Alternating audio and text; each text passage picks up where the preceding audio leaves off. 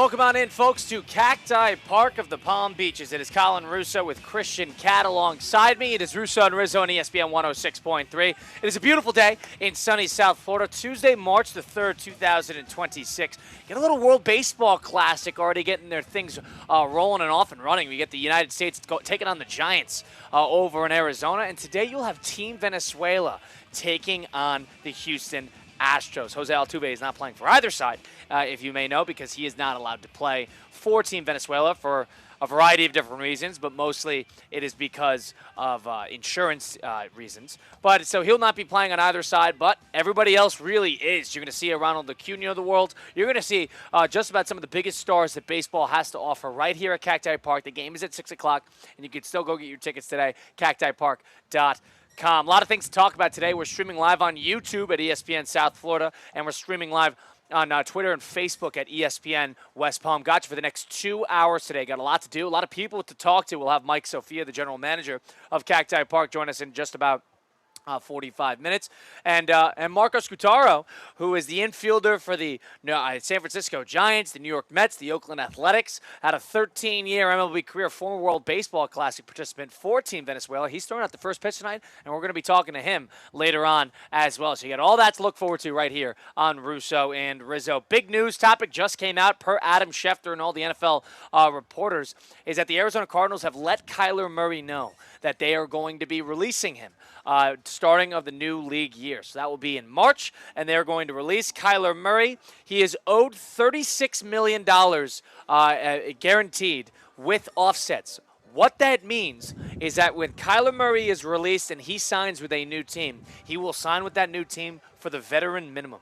So he is going to be playing for a new team for pennies on the dollar for KYLER Murray, somebody who earned himself a $100+ million contract and former number 1 overall pick back in 2019, I want to say, 2018. So the obvious elephant in the room is that, boy, a cheap quarterback who is experienced and might even still have something left in the tank, definitely has talent, has injury issues, but is definitely talented. For the veteran minimum, the Miami Dolphins should call KYLER Murray tonight. They should call him yesterday.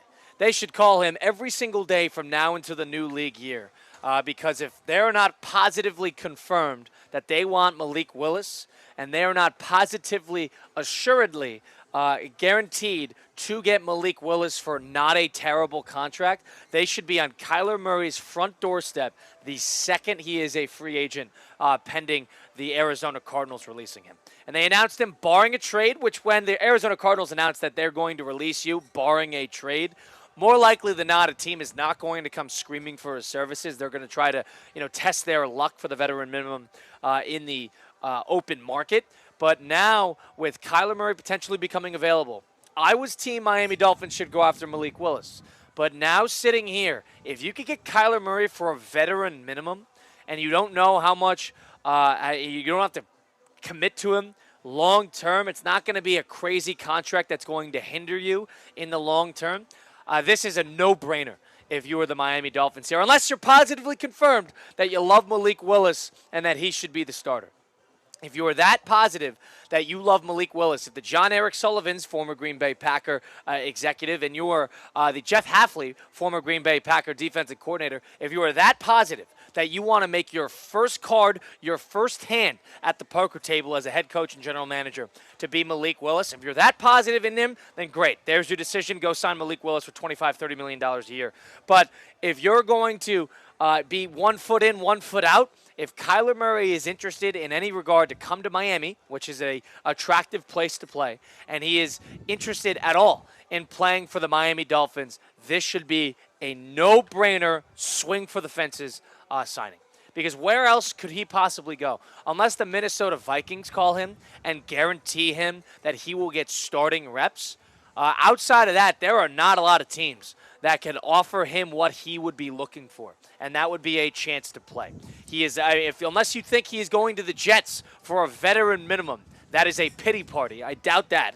And outside of that, if you're going down the list, and the Arizona Cardinals are one of the teams that will need a quarterback, the Indianapolis Colts are waiting for Daniel Jones to get healthy again. The Fernando Mendozas of the world are going to go to the Las Vegas Raiders. Kyler Murray should be a Miami Dolphin. That's the bottom line. 888-760-3776. Should the Dolphins pursue Kyler Murray if and when he becomes available on the free agency market, and if and when they could sign him to a veteran minimum? Should they do that, or should they tie their horse to something a little bit more suited to what maybe the Packer gened coach and general manager are looking for in a Malik Willis? 888-760-3776, number to get into the program on Russo and Rizzo. Should the Dolphins go after Kyler Murray, or is he more the same from what they've been looking for? 888-760-3776. Christian Catter, producer behind the glass today, up in West Palm Beach. Christian, where do you stand on this debacle? Yeah, I mean, pennies on the dollar. I feel like it's a no-brainer. You want Kyler Murray when you are the Miami Dolphins, who are in cap hell when it comes to their quarterback situation. Expensive quarterback in Tua Tagovailoa. Like, you would much rather prefer not to give out a $30 to $50 million contract to a quarterback who's not a proven commodity, as much as a cheap Kyler Murray, who also isn't a proven commodity in terms of being the answer for the foreseeable future. But he won't kill them. They're not mortgaging the future to try to acquire Kyler Murray. I think Kyler Murray is going to have plenty of suitors because of the price tag that is associated with him. Kyler Murray on Twitter just a couple of minutes ago, quote, "To everyone that supported me and showed kindness to my family and I during my time in Arizona, from the bottom of my heart, thank you. I wanted nothing more than to be the one to end the 77-year drought for this organization. I am sorry I failed us. I wish this community and my brothers nothing but the best. I am no stranger to adversity. I'm prepared for whatever's next. I trust in God and my work ethic. I truly believe my best ball is in front of me, and I look forward to proving it. Godspeed." Kyler Murray looking for a second landing spot. Who's the next Sam Darnold? I don't know if Kyler Murray would fit under that criteria, but that guy could still play. That guy is better than Tua. He is better than Tua. He has showed more flashes than Tua. The problem is you're getting rid of one injury-prone, concussion-laden quarterback, and you're bringing in a injury-prone, hurt foot, hurt leg, hurt knee. It's always lower body when it comes to Murray. But if the Dolphins are interested in improving an offensive line, getting a good offensive line out there, getting a halfway decent offense out there, and getting a guy who's experienced, Kyler Murray should be a no-brainer. This should be 1A, what we are looking for in this offseason comparatively to the Malik Willises of the world. And I was team Malik Willis. I was team Malik Willis because there was not another option. And I didn't think the Dolphins needed to give up assets to go get Kyler Murray. I didn't think that was worth it. But if Arizona already owes him $36.5 million guaranteed, and then another $19.5 million due in 2027, they're willing to swallow that pill and deal with him leaving and pay that money in order to get a fresh start. So that's what they're looking for, and it looks like Kyler Murray is going to get a new home. Two-time Pro Bowler. He's got 87 starts, 20,000 passing yards. He's got 32 rushing touchdowns, and he was the Rookie of the Year. It was in 2019 that he was drafted. Miami Dolphins, wow. Not even a question. Not even a question. He would be an upgrade over Tua, and at the very least, he is somebody. It is a safe move. It is what the Colts did with Daniel Jones. It is what the Vikings did with Sam Darnold. You are getting somebody for pennies on the dollar who is experienced, who sort of fluttered out at stop number 1. And if you get him at stop number 2 and get him with the right coach and paired with the right tandem of offensive talent, and you just give him a fresh scenery, if he starts, you're going to look like geniuses if he starts lighting it up. That's all I will say there. Yeah, I feel like there's going to be a lot of suitors for Kyler Murray in this situation, no? Like, I feel like since he's coming at a very cheap price tag, there will be people lining up that want a cheap and effective and a high upside solution at quarterback, where the Dolphins might not be the best situation for Kyler himself. Now, let's play that out. All right, so who are the suitors for Kyler Murray looking ahead into next season? There are 4 that come to mind. I have the Miami Dolphins being one of them. I have the New York Jets being another one. I have the Pittsburgh Steelers. That is probably the biggest threat to his services. The Pittsburgh Steelers are one of them. And then outside of that, the team I'm looking at is maybe Indianapolis or Kansas City. And that is only if he is willing to go to a backup role after playing for 1 year on a prove-it deal. I do not see no way I'd see anything like the Giants. I do not see the Browns. He is not going to touch that organization. I would say that those are your four or five threats to his services of the team. With an injured quarterback coming into next year, he might not be ready. And you got the teams that are quarterback desperate, like the Steelers, Dolphins, and Jets. I would say the Steelers is the biggest other threat to his service. You want to say the Vikings? Maybe. But I don't think he's going there to be J.J. McCarthy's mentor. I don't think he wants that. And I think they still have some belief in J.J. McCarthy's ability. If he's going there and being guaranteed a starting spot, that's one thing.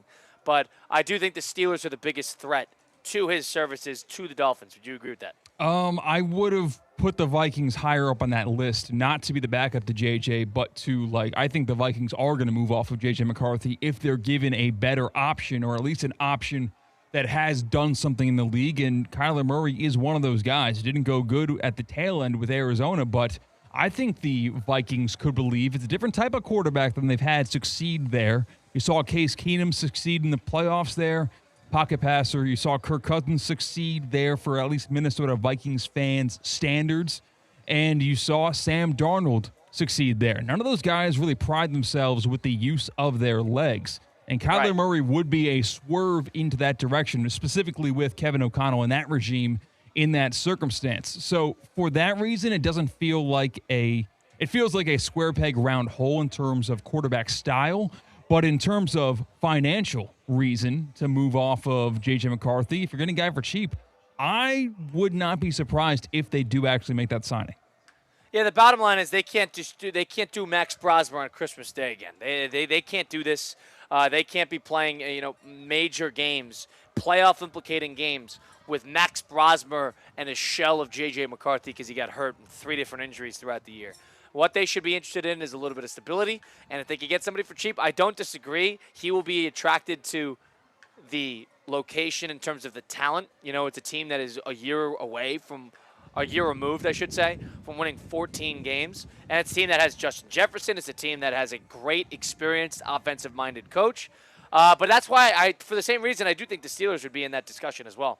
Steelers have talent offensively, and they have a quarterback guy as their head coach in Mike McCarthy. Mike McCarthy works well with quarterbacks. It is a storied franchise. I don't know if he's attracted to, everything else in regard to the Steelers because it's a tough, hard-nosed, cold-weather division. That's not something he's used to. He'd probably want to go to another dome. But I do think it's something to be considered when in talking about what team, we're not even considering financials, would want him. Yeah, but the Dolphins should go at him, though, with open arms and say, we will play you. We will play you all 17 games if you are healthy, and you will get plenty of opportunity to succeed, at least here. I don't know if the Vikings can promise that because they have McCarthy sitting there, and I don't know if a team like the Colts or definitely a team like the Jets can't even promise that. I think the Dolphins and the Steelers can promise him, you will play next year with us. I can guarantee you that if Kyler Murray was signed as a Miami Dolphin and he went into 2026 as QB1 for Miami, it will be an exceptionally optimistic season outlook. I think a Miami Dolphin fan would have great reason to believe again and be excited again for the possibility of the Dolphins popping in year 1 of Jeff Hafley. I think that'd be a good jersey seller, to be honest. I know that's a very low bar to clear, and it's kind of sad when you look at things that way, but for a Miami Dolphins fan base that has seen a lot of despair since their 2022 season, this would be a nice shot in the arm. Yeah, and you wonder because the comparisons, at least in terms of how their careers have played out, to Tua, they're two different types of players. But Tua's, injury-prone issues, sort of lost his confidence, flooded out in stop number 1, and then all of a sudden we're going to send him out and spend a premium to really not have him on our team and that $99 million that they'll owe him over 2 years. And then we're going to bring in guy who sort of lost his confidence, had injury issues, former highly touted recruit, college player, and rookie, and has had flashes. We're going to bring in the 1B to Tua's 1A in terms of how their careers have played out. That's the one thing that would maybe get me off that hill, is that maybe that's the exact type of quarterback they're trying to avoid. But I don't think you can compare this apple to that orange and make a declaration. Mm-hmm. But it's something to consider. They fluttered out for similar reasons. Confidence and injuries. And that is what happened to Tua, and that is what happened to Kyler. I'm not sure if they want to get another guy in there that had that same career. Now, how different would you see Justin Fields' trajectory from Kyler Murray? Because they also Kyler Murray showed more flashes than Justin Fields, but in terms of mobile quarterbacks that might have like just weird character issues, not grand scheme of things, not like actual law issues, but questioning whether or not a quarterback is all in. Both those guys had those issues, and they both showed things with their legs, and they both kind of pattered out on their second chances. Like Justin Fields did not work out in Pittsburgh. Justin Fields did not work out with the Jets. Who's to say Kyler Murray is the same situation? Yeah, and the one thing I would say is Kyler Murray is a much better player than Justin Fields. He's more proven. He's just a better football player. He's a better quarterback. Kyler Murray has, put together, I'll say, halves of seasons that are very, very impressive. That one year the Cardinals started like 8-1. He was excellent that start when they got smoked in the playoff game. He really was great in the first half of last year. When not this past season, the one before that, where they were like 6-3, and they were big phonies heading into the second half. They played well, and especially he did. He's had moments. He has had moments, and for a team that doesn't necessarily have a lot of things figured out, especially on both sides of the ball, defensively, I'll add as well. He's been a productive NFL player. That's the bottom line. He's been a productive NFL player.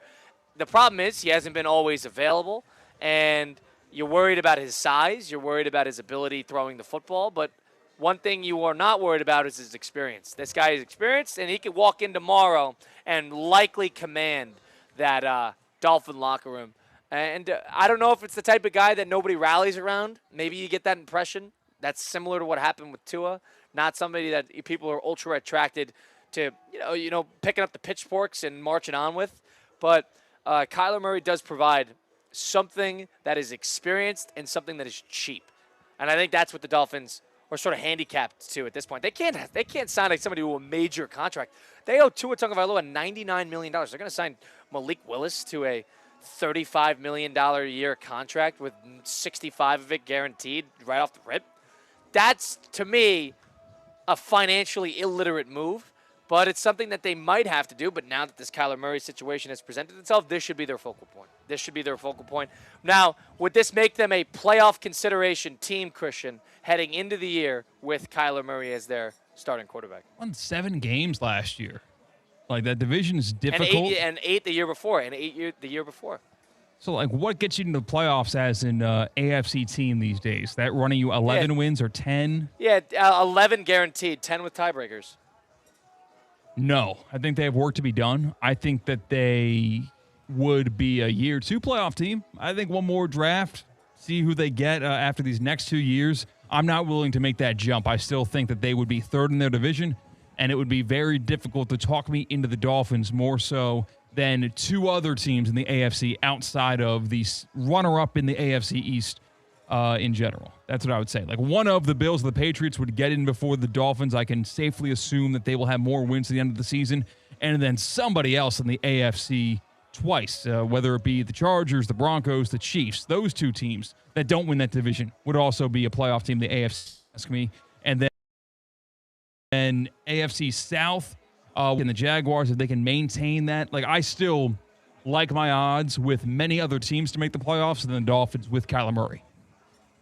888-760-3776, number to get into the program on Russo and Rizzo. That is 888-760-3776. Should the Miami Dolphins consider going after Kyler Murray if and when he were to become available? The Cardinals announced today that they plan to release him, and they plan on releasing him, and then all of a sudden with that $36 million that he's owed this year and $19 next year, money is not a problem with him. He is owed money by the Cardinals. He could sign anywhere he wants for the veteran minimum. That is going to be what Kyler Murray is doing this year, and maybe the Miami Dolphins should be at the front of that line if he is ever so interested in playing for the new regime of Jeff Hafley and John Eric Sullivan, the Packers disciples. Despite Malik Willis hitting free agency, this changes things. This changes the dynamic, and I do think this will catch the Dolphins' attention come free agency time in just about 2 weeks. You got that and a lot more coming on Russo and Rizzo. 888-760-3776. Should the Dolphins go after Kyler Murray? Let us know. Call into the show.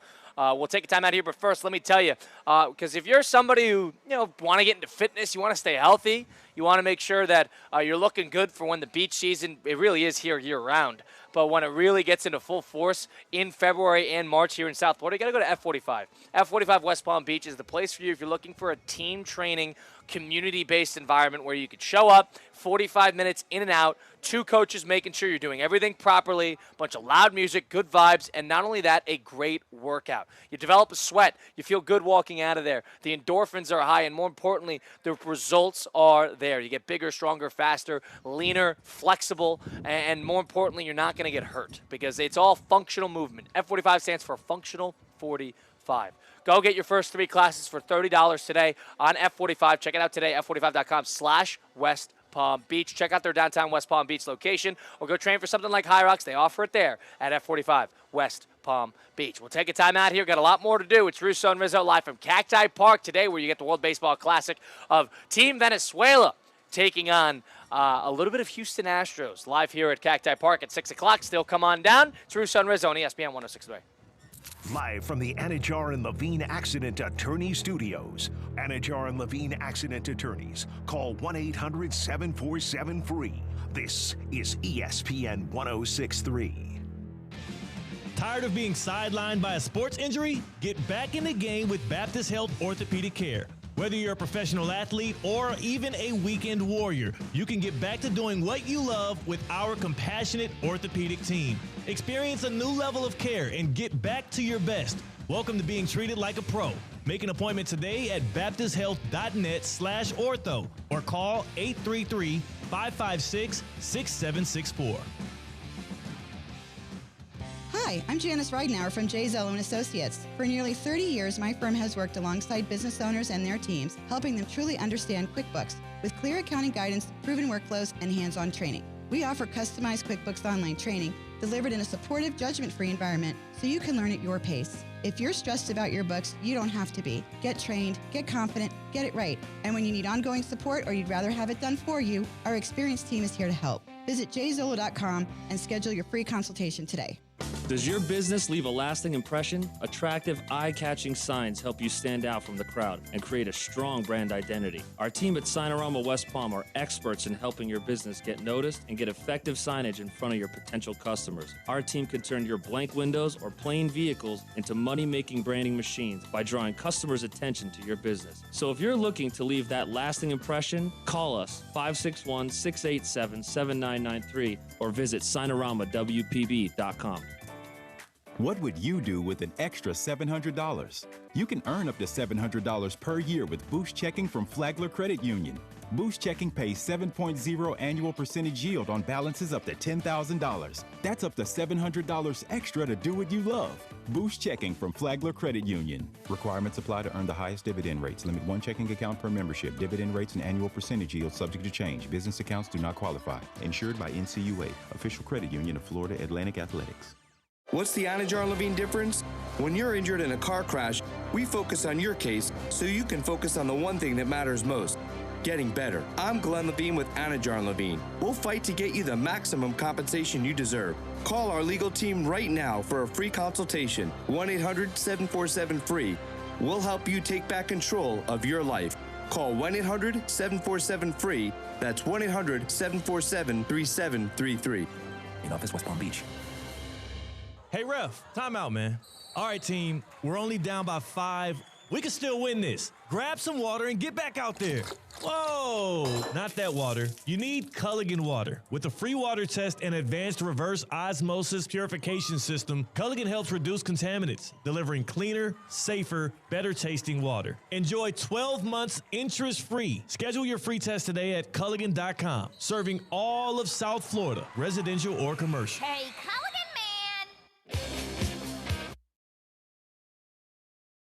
Let's get back to the Anajar and Levine Accident Attorney Studios. This is Russo and Rizzo on ESPN 106.3. Russo and Rizzo on ESPN 106.3, live here at Cacti Park in the Palm Beaches. We're going to have Team Venezuela taking on the Houston Astros today.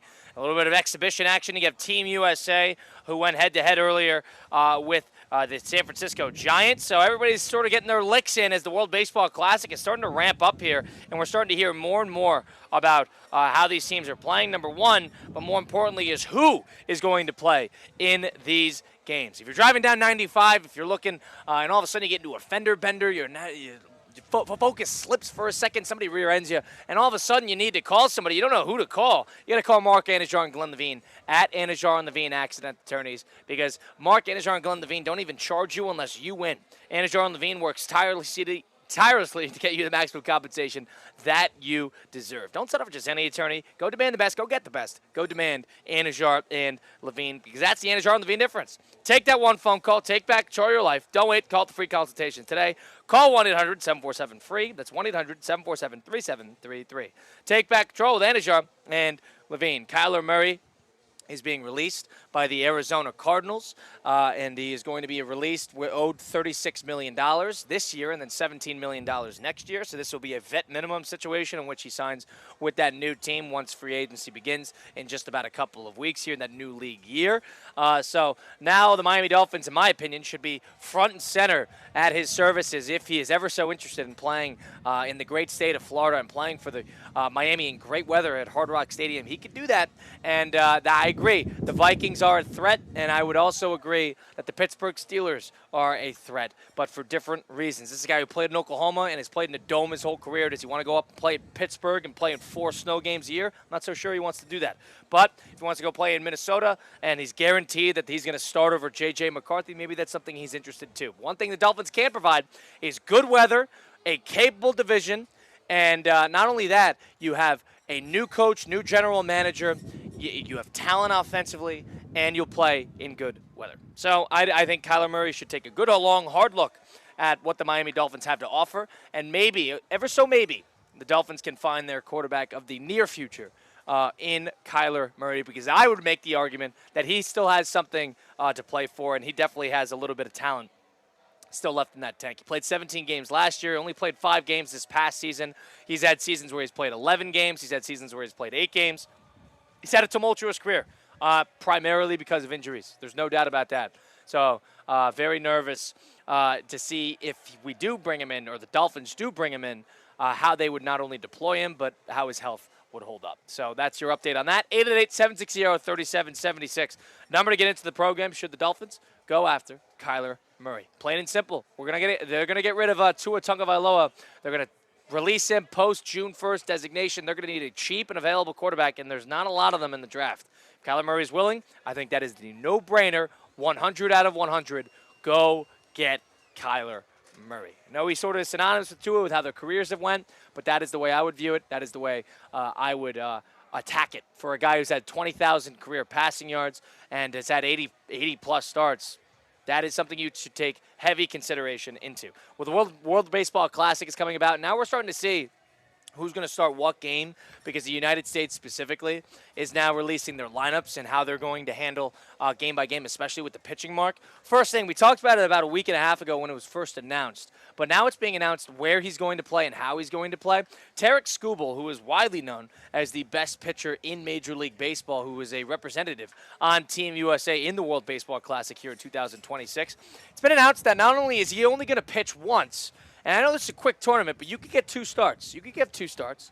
And he's only going to pitch once, and he's going to pitch once in group stage against Great Britain. And he's only going to pitch 55 times. 55 pitches against Great Britain. So you tell me this guy's at a pitch count against a bunch of 3 or 4 guys in the lineup with a 9-5. So that is one of the worst teams in the group stages in this tournament. And Tarek Skubal, his big main argument was, I got to be there for Detroit. I got to be there for spring training. I want to be there with my guys. Bottom line is his agent, Scott Boras, who is one of the head sharks of that Players Association, one of the head sharks of the get players paid as much as they can and as big of a contract as they can, and will be a main focal point in them, I guess, fighting anti-salary cap as we get closer to it. But this is a joke. I mean, let's call it like we see. You're telling me Tarek Skubal can't muster up the courage to go out there twice and pitch for the United States in the World Baseball Classic? You're telling me that's impossible? And you're number one. And not only that, you're telling me that it's impossible for him to pitch more than 55 times in an exhibition or in a group stage game? I mean, can we save you for the final? Can we save you for the semifinal? We need you in the group stage against Great Britain. Christian, I think this is the biggest joke that I've heard in quite some time, that this guy not only thinks he can come in and represent the United States, but in such a limited capacity with only a self-interest aspect to it. Yeah, thank you. That's the phrase I was looking for. He wants the props for playing for Team USA. He wants to have a Team USA jersey that says Scooble on the back and be able to say he played for the United States of America, but he doesn't want to actually put the work in. It's all in his own self-interest. This is worse than if he just didn't play for Team USA at all. Like, this is so much worse than that, if you ask me. It's almost patronizing. It's patronizing the other players. Like, all right, I'll show up, show some face, I'll throw you about 5 or 6 innings, but then I'm going back home. Like, you don't expect him to be here all week, do you? Like, no. It's like the guy. It's like an AAU team who has an AAU basketball team who has a player that plays for 2 different teams, and one of which is his primary team, and you could steal him for one game, 9 a.m. on a Saturday, but he won't be there the rest of the weekend during the main primary part of the tournament. That's what he's like. That's what this feels like. It feels like this guy who has 1/2 foot in, and I know this is all due to contracts and him due to preserving his health, but if that's the case, if you're that worried about your health, don't play. Don't show up. And I'm surprised the Team USA, they don't want to die in a hill. They probably have a good relationship with him, but I'm surprised you're even letting him go at it. Yeah, because what is the point? Exactly. I don't think they stand much to gain for having Tarek Skubal pitch in that one game against Great Britain versus the next guy up, and how it would shake things around. If I'm Team USA, is it Mark DeRosa? Is he the manager for Team USA? Yeah. Well, I know the captain's Aaron Judge. So DeRosa, Judge should say, no, you're with us or you're not. Is this only Skubal who's doing this? Paul Skeens has been announced he's going to pitch twice. That makes sense. You can't have a guy pitch 3 times. It's a 2.5-week tournament. It's quick. So you can't have these guys rush back, especially when they're pitching for their team, for their MLB team, then with the World Baseball Classic. Point being is you could pitch more than once. He could absolutely pitch more than once. And it's the same thing that bothered me in Game 5 when they pulled him out with it, after the 5th inning. Against Detroit, against Seattle. And it hurt them in the long run because when you have Tarek Skubal in a game and you got to pull him earlier than you would have liked in a do-or-die game, he's trying to preserve his arm in potentially the last game of the year, which ended up being the last game of the year. Same thing. Why are you coming out of the game? Why are you coming out of the game? It's the same thing that happened in that Seattle Game 5 with Detroit. I think it's a little soft. I really do. It's a little soft. Yeah. And it's a little too self-interested. And in my opinion, can you imagine this in another sport? Can you imagine this in the Olympic basketball when they're on the quest for a gold medal and they've only played for 2 group stage games just to get their feet warm, and they got to go back to join training camp or off-season training with their NBA team? Everybody would tell them, screw off. There's 100 guys waiting in the wings, waiting to replace you. We're not dealing with this. You're not good enough to commit. Yeah, here's another thing. Great Britain in the group stage, I could pitch that game. And the United States would win. The United States would win if I were to pitch. I could go 80 pitches. We would still win against Great Britain. We don't need Tarek Skubal going 4 2/3 in order to take us to the promised land. That is a joke. Yeah, I'm down on Tarek Skubal. And so there's 2 aspects here. It's on the heels of the Olympic hockey gold medals for both the men and the women, and seeing life and limb risked on that ice in front of the world's audience, and how awesome that was, seeing these athletes suffer pretty dramatic injuries. Both on the women's side, we found someone is going to be out for over a year due to injury suffered in the Olympics. And then, of course, Sidney Crosby, out for 4 weeks. He's only missed 3 games in the past 5 years until that Olympics, and now he's out for 4 weeks. And then who was the player who's out for the full season because of that? On the men's team? The Kings forward, Jason. Yeah. Jason Avija. So there's that. We saw that sacrifice made by those professional athletes who are in the middle of their NHL seasons, who are in a more time-pressed, important moment of their professional contracts that are being given. And then also, it's not like it's a foregone conclusion that the United States is going to win this championship in the World Baseball Classic. You need every horse in the stable. We came in second last World Baseball Classic. We lost to Japan. And why? Because of pitching. Because they don't have enough arms. Because they couldn't, Paul Skeens was still in college. I mean, it was ridiculous. They're going to start Nolan McLean, who is a rookie, supposed to be a flamethrower. He's shown flashes for the Mets. They're going to start Nolan McLean if they get to the final, or Matthew Boyd. for the Chicago Cubs, which is fine. Both probably good to great pitchers. Could be. But if you have Tarek Skubal sitting there in that bullpen, is he going to be chewing, is he going to be spitting sunflower seeds in the dugout? I mean, is he really going to be sitting there with a USA bomber jacket there at Lone Depot Park, just about 60 miles south of us, watching his team play? Is he going to do that? Or is he going to be outside the dugout? Is he only going to just come in and collect the trophy? Come in and collect the T-shirt of the World Baseball Classic champions? Is he going to do that? That's where there I draw my restraints. You can't just join for the ride. You can't, because if the team needs you, and they do, you can't just show up, pitch 50 times against Great Britain, and then hang out in the dugout with all your buddies as your agent negotiates a godforsaken contract with the Detroit Tigers, or more or less trying to get you traded by the deadline. I can't listen to that. I can't listen to that. You're unserious about your profession at that point in terms of pride. You're too worried about your contract and less worried about the pride of baseball. And how do you not look left and right at everyone else who is going to grace that Team USA dugout? So is everyone else dumb? Are we stupid for, maybe putting our value at risk by playing in the World Baseball Classic? If you're too good for it, so I guess we're not too good for it. We can risk an arm injury if we come on the mound, or any other type of injury. How is Tarek Skubal above everybody else who's putting on that Team USA uniform in the World Baseball Classic this year?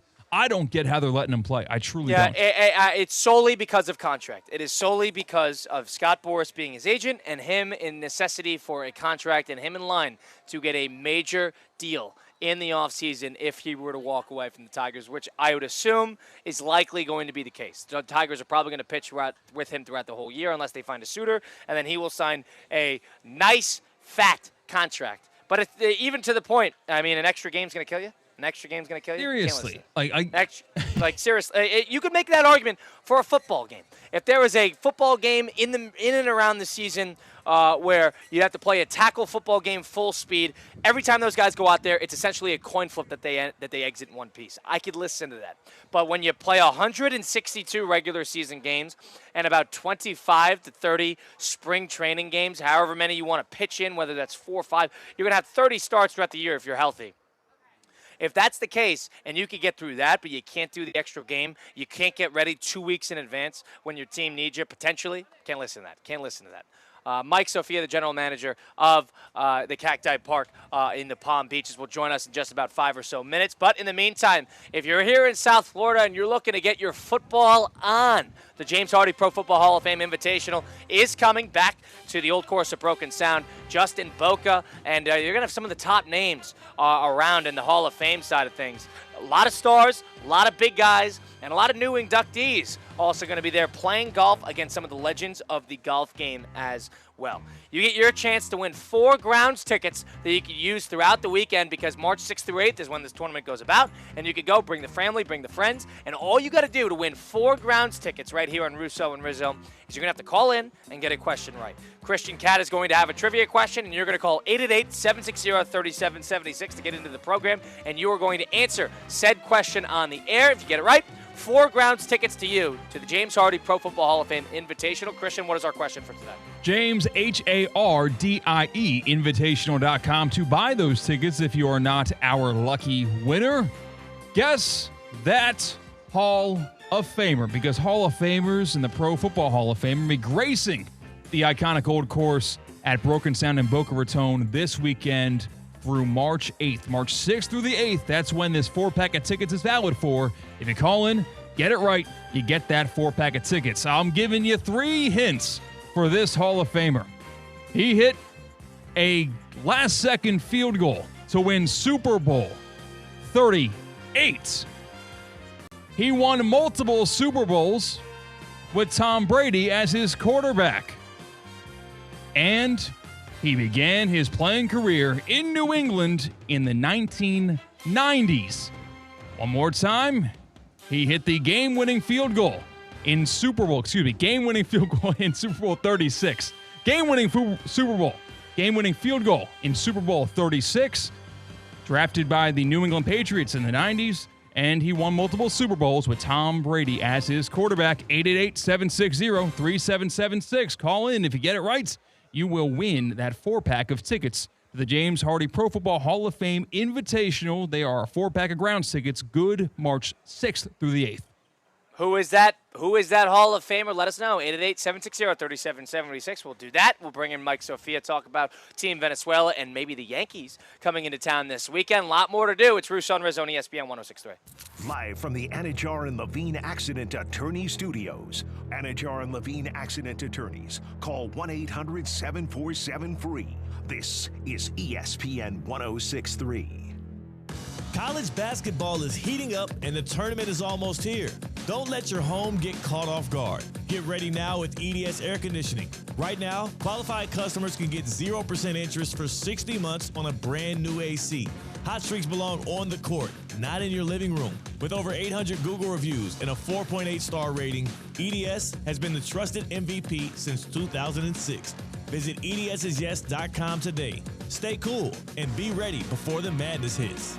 Want to accelerate your career as a manager or executive in the exciting industry of sports? Florida Atlantic University's MBA in Sport Management program is ranked #1 in Florida and 10th in the world. Students learn practical and applied skills from top faculty and experts who work in the industry. With a 94% placement rate for all grads, the full-time MBA program sets students up for success in the world of sports. Check out Florida Atlantic University's MBA in Sport Management program today by going to business.fau.edu. Breaking news on ESPN 106.3 is brought to you by St. Lucie Battery and Tire. This just in, we begin this hour with breaking news. When news breaks, ESPN 106.3 has it covered. We've had developments. ESPN 106.3 can now report. When your vehicle breaks, St. Lucie Battery and Tire fixes it. Stay tuned to ESPN 106.3 for more breaking news. Brought to you by St. Lucie Battery and Tire. Business owners, are your employees driving you nuts? Is money tight? Or have you just poured your heart and soul into your business and now it's time to retire and just relax? At Transworld Business Advisors, they have buyers from all over the world ready to buy your business now. Call for a confidential conversation about your business's current value. 561-203-5121. That's 561-203-5121 or visit tworld.com today. Today's tax tip is brought to you by Anshin Accountants and Advisors with Jeff Bowden, Executive Principal and leader of Anshin's Tax Department. The One Big Beautiful Bill Act creates powerful new planning opportunities for high net worth individuals and business owners. The new tax legislation permanently increases the estate and gift tax exemption to $15 million per person, restores full expensing for domestic R&D costs, updates the Opportunity Zone and qualified small business stock provisions, and includes other changes that will impact businesses and individuals. At Anshin, a partner-owned firm since 1923, we help clients understand the intricacies of the bill and develop a plan tailored to meet their goals. If you're a high net worth individual or business owner looking to maximize tax savings, let Anshin deliver value where others can't. For more tax tips from Anshin, visit Anshin.com. That's ANCHIN.com. Anshin Accountants and Advisors, helping you recalculate what's possible. Hey, ref, time out, man. All right, team, we're only down by 5. We can still win this. Grab some water and get back out there. Whoa, not that water. You need Culligan water. With a free water test and advanced reverse osmosis purification system, Culligan helps reduce contaminants, delivering cleaner, safer, better tasting water. Enjoy 12 months interest-free. Schedule your free test today at Culligan.com. Serving all of South Florida, residential or commercial. Hey, Culligan man! Right now, there may be another driver swerving in and out of lanes, tailgating others, and just won't let up on the gas. It may be stressful, but keep doing you. Because you are going the speed limit, using that blinker like a pro, and embracing the space with the driver in front of you. Nice. Let's keep our roads chill. Brought to you by Target Zero and the Florida Department of Transportation. Hi, I'm Janice Ridenour from J. Zello and Associates. For nearly 30 years, my firm has worked alongside business owners and their teams, helping them truly understand QuickBooks with clear accounting guidance, proven workflows, and hands-on training. We offer customized QuickBooks Online training delivered in a supportive, judgment-free environment so you can learn at your pace. If you're stressed about your books, you don't have to be. Get trained, get confident, get it right. And when you need ongoing support or you'd rather have it done for you, our experienced team is here to help. Visit jzolo.com and Star and Levine Accident Attorney Studios. This is Russo and Rizzo on ESPN 1063. Congratulations to Mary Lou in Jupiter for winning our grounds tickets 4-pack to the James Hardy Pro Football Hall of Fame Invitational, which is coming up this weekend. Some of the top stars, top Hall of Famers in the history of the NFL.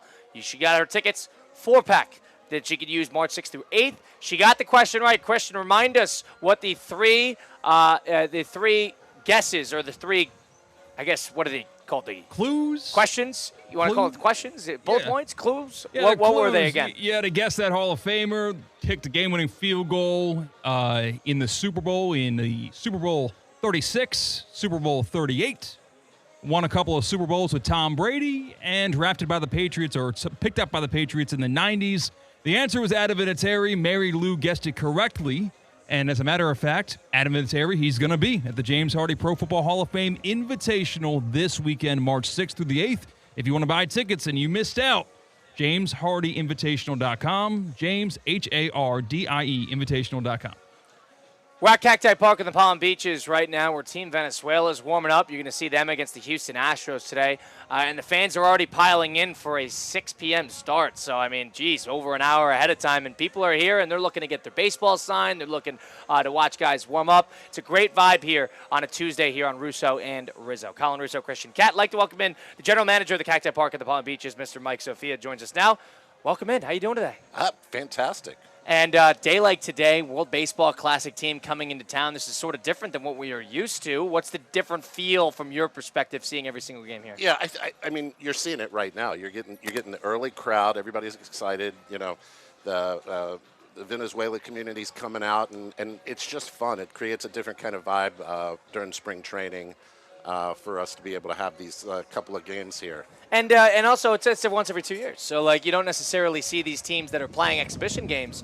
When did you know? Did they let you know way ahead of time that, hey, not only is a World Baseball Classic team going to play an exhibition here, but it's going to be Team Venezuela? Is this something you hear about way in advance, or is this something you could kind of put a bid in for? How does that work? Yeah, Major League Baseball sorts all that out. So we knew, I would say probably August-ish, that the Astros were hosting Team Venezuela. So, yeah, we kind of know when the schedule comes out. And with Cacti Park in the Palm Beaches, all these games coming up, you nonstop with the Nationals and the Astros playing nonstop games throughout the weekend through the week. What's coming up this week that we should be looking forward to as baseball fans in the South Florida community? Well, we've got these two games. We've got Venezuela here against the Astros tonight. They get the Nationals tomorrow, so that's fantastic. And then we start to build up to the weekend. And this is our big weekend. This is the Yankees are coming to town Saturday night for a 6:05 game. We've got a doubleheader that day with a 12:05 with the Marlins. But this is the one that everybody here circles because, you know, it's South Florida. We got a lot of Yankee fans down here. We got a lot of Met fans. But the Yankees get out here once a year typically, and it's going to be a blast. Yeah, the Yankees will come over to this side of Florida. They'll do sort of one go at it. You get them once a year. Yep. They come, they'll do 2 games, and that's kind of the way it works. We've got the Orioles coming next week. We don't see them a lot. We had the Pirates last week. But they'll come over, and they'll basically play 2 games back-to-back, one here, one in Jupiter, or up in Port St. Lucie. So we're, again, thrilled to have them. We still have some tickets left, not a ton. For the Yankee game. For the Yankee game, we still have tickets left. Those will not be available for much longer. No, so I want to see this place fully packed this weekend. So it'll be a blast. And on Saturday too, Saturday evening game. That's as good as it gets. Yep. Does that happen every time they come into town? Will you get them on a weekend? Not every time. It's happened. I think the last couple of years we've had them on a weekend, which is great. You know, one of the things you deal with in a 6:05 game around the ballpark here is you get a little bit of traffic during the week. So having the Yankees on a Saturday is so much nicer because, you know, that's true. You get after school traffic. Yeah, you got to deal with sometimes. You get a little traffic around the ballpark. So I love having them here on Saturday. And you know, again, doubleheader day. It's just it'll be a fun day at the ballpark. And you know, we've got this weather that we've had all week, and you know, it's just spring in West Palm Beach. It's been fantastic, and this weekend should be beautiful too. Yeah. It's going to be nice and hot. It's going to be baseball weather. It's going to be warm, but not too warm, and then, again, just great weather for baseball. And it was weird because last week we had the storm. So talk about a flip on its head comparatively to what you saw last weekend. So with that storm coming in last Saturday, you guys had games as well that day? Yeah, we had the Pirates in. I think that was the first time they've been at the ballpark. When I got up in the morning and drove up from Boca, it said 100% chance of rain at 1 o'clock. Oh my goodness! And then by 9:30, it said 24%. So I don't know how the weather works, but we got 5.5 in on Saturday. Weather looks a lot better throughout the rest of this week. So we just keep bobbing and weaving the little rainstorms that we get. Yeah, that's Mike Sophia, the general manager of the Cacti Park here in the Palm Beaches, where you got Team Venezuela against the Houston Astros. You get the Yankees coming into town this weekend. You get the Mets in just about a week and a half. The New York teams do sell the best traditionally throughout the year. Yeah, I mean, South Florida is, your baseball fans are Yankee fans, Mets fans, and Phillies fans, I think. You get the Snowbirds who come down here as well. Yeah, absolutely. So we had a good crowd with the Phillies game Monday. About a week and a half ago. Last Monday, yeah. Always great to see the teams that we don't get to see a whole lot come in. And with this season, now you're sort of in the thick of it. You're rolling. The World Baseball Classic is coming in, and it's going to add a little bit more flair to the baseball community as a whole. World Baseball Classic, when it's this type of year, spring training, and you have the tournament on top of that, is that ultimately a net positive to what you guys do here at Cacti Park, getting people more jazzed for baseball? Oh, yeah, I think so. I mean, obviously, this time of year, baseball fans are excited anyway. Spring's here. Baseball's here. I mean, for those of us that have been going to spring training games since, I was a little kid going over Plant City, Tampa, watching the Reds play, that type of thing. So it's big regardless, but then you add in the World Baseball Classic, and it kind of gets everybody amped up. And with this season specifically, what have you noticed about one thing about South Florida, and especially West Palm Beach, is it has been a mainstay to spring training baseball. Go back to the Braves in the Hank Aaron days, but especially here at Cacti Park, being a mainstay of the baseball community right here in South Florida. Year by year, the growth of this area, what have you noticed from somebody who is in the sports sector and somebody who sees the different communities that come in throughout the year? What have you noticed about the growth of Palm Beach County, not only in the baseball community, but generally, and how it's impacted here at Cacti Park? Yeah, I mean, we see it build every year, and you've got the golf tournament this weekend too. There's so many things going on in South Florida and West Palm Beach this time of year, and spring training just kind of fits right in. And we've just seen, we see it year over year. The fans come out, they just enjoy this ballpark, they enjoy the experience of being here, the whole thing. I mean, folks from DC in particular, Houston, it's just a great experience. And from your perspective, with all the different events, activations, different nights that you guys have coming on here, this is obviously going to be a huge night where the Venezuelan community in South Florida comes out. What do people have to look forward to in the near future, not only with the Yankees, with the Mets coming into town, but with some of the big-time events that Cacti Park is going to have that people can get on? Yeah, and first of all, I tell everybody to check out our website, cactipark.com, because it has all of the promotions out there.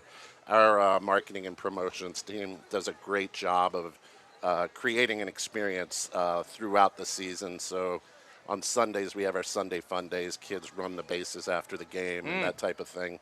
We've got fireworks coming up. We've got 2 fireworks dates coming up towards the end of the season. So all of those things that just add to the total experience. But again, for me, just having this kind of intimate ballpark, this intimate feel, you see the people over there just getting up close with Team Venezuela as they come off the field from batting practice. That's what it's all about. I mean, we got a lot of fun stuff, great food, everything else, but just being up close to major leaguers. That's it, up close. Is what it's about. It's a different wall once you get to the actual season. It is. In spring training, a couple thousand here, right then and there, you're on top of the players. That's right.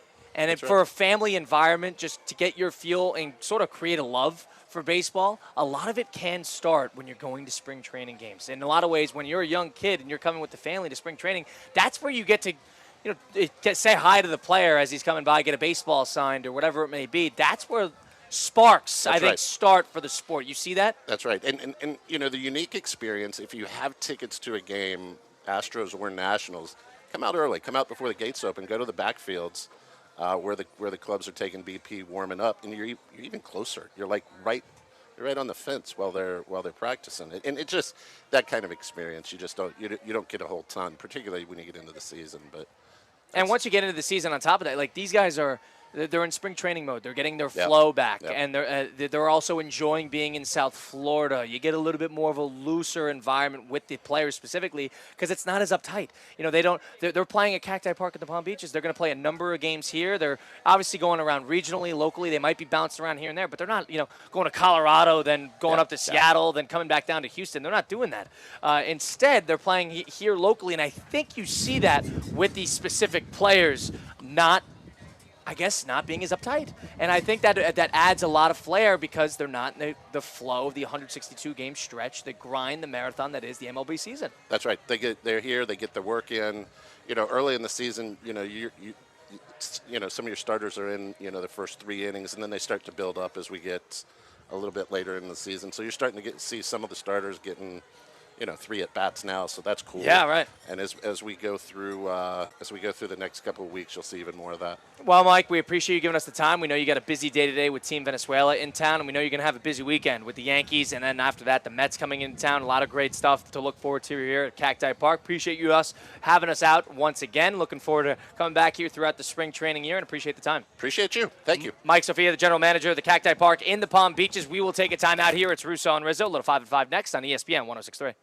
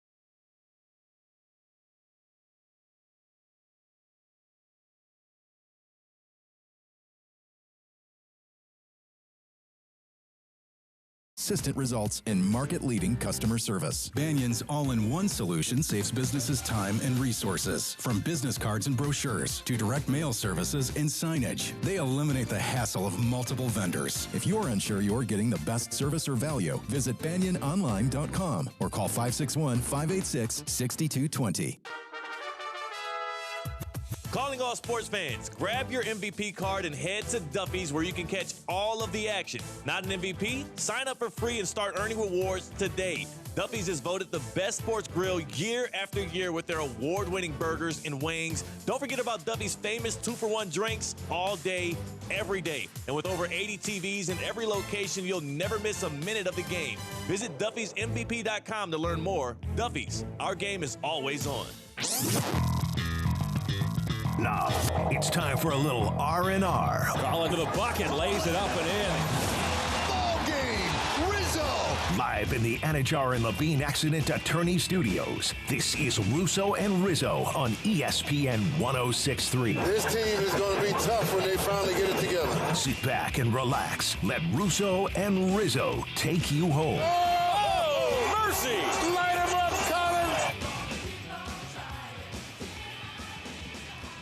Second hour of Russo and Rizzo right here on ESPN 106.3. We're at Cacti Park in the Palm Beaches. We're going to have Team Venezuela taking on the Houston Astros. The fans are already piling in for a game that starts over an hour from now. So we're going to have a lot of action here on the spring training side of things on a beautiful Tuesday afternoon here, March the 3rd, 2026. Appreciate everybody staying aboard with us on ESPN 106.3 on your radio dial or on YouTube at ESPN South Florida and Twitter and Facebook at ESPN West Palm. Colin Russo, no Mike Rizzo today. He is sick as a dog. If you heard him yesterday at any point, Mike Rizzo sounded like he was on death's door with an illness. And I kid you not, he told me that Friday is when he came down with it. This was like a cold, whatever you want. I don't even know what it is. Who knows what he gets? He gets these new plagues every 5 seconds. But said he was sick on Friday afternoon. And then he said Saturday morning he was a mess. Said he started to feel better on Sunday evening, and then Monday he said he was on the tail end of it. He walks into the office today, and Mike Rizzo, if you've not met Mike Rizzo, he is somebody who is under the impression he is healthy. He has to be told clearly, abundantly, that he is not healthy enough to be in the office. He walks in, and he is hacking up a lung every time he turns the corner. Coughing and sneezing, and you couldn't even understand it, make out his voice because of how congested he was. Until the point that everybody said, Mike, you just take a hike. You just get the heck out of here. Christian heard it himself. Mike was a shell of himself, and we sent him home because he is sick as a dog. And poor Marty Smith, who we had on yesterday from ESPN live at TGL up in Palm Beach Gardens. Marty Smith, who is, a busy man, can't really afford to get sick. And Mike Rizzo is, right in his face, asking him questions on the interview yesterday. So if Marty Smith is not available tonight for TGL because of an illness, we know who did it. Well, Tiger Woods is trying to play in the Masters this year. He's going to make a decision pretty soon on that. And the thing is, Marty Smith is going to be at TGL tonight. Oh. And you've got a Jupiter Lynx game tonight. If Mike Rizzo, in some sort of domino effect, got Tiger Woods sick enough to where he cannot rehab to the level to play in the Masters this year, I will forever hold that against him. As a matter of fact, if Marty Smith gets sick and Tiger does not play in the Masters, I'm going to assume causation. I'm going to assume that Mike Rizzo is to blame. I didn't get it, man. We get it, dude. You're sick. You leave. You don't got to ask 14 times. Oh, my gosh. Jeez, you're walking around. You guys think I should go home? You guys think I should go home? Mike, I can't even understand you.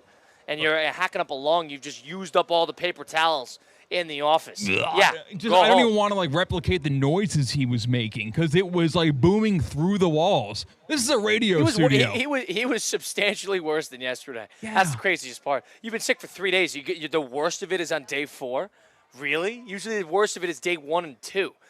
So I don't know. He somehow took a turn for the worst last night after the show because he seemed all right. He seemed sick, but he seemed all right. So it wasn't that bad, which is why I even bought it when he said that I'm asymptomatic outside of, just a little congestion. I'm like, all right, fine. I could buy that. Maybe you're on the tail end of it. You just got to, wash it out of your system. Nope.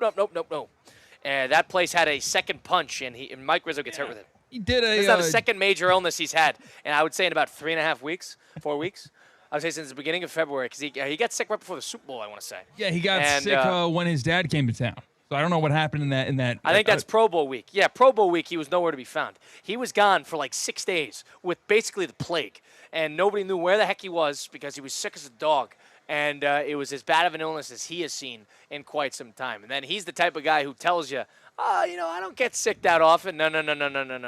Mike has been deathly ill, I would say about 6 times in the last 12 months. There's a rundown on Mike. That was disturbing. I got to be honest. Like, the hair on the back of my neck stood up when I would hear him meander through the halls of ESPN West Palm, just exploding mucus and bacteria. Like, that's what just oozed off of him, and you felt his presence because he would just clear the throat, clear the nostrils, where it was like we have construction on both sides of us. We have, in this in-city place, our neighbors to our right and to our left seemingly always have construction going on. So our walls will shake and we'll hear the jackhammer on the floor.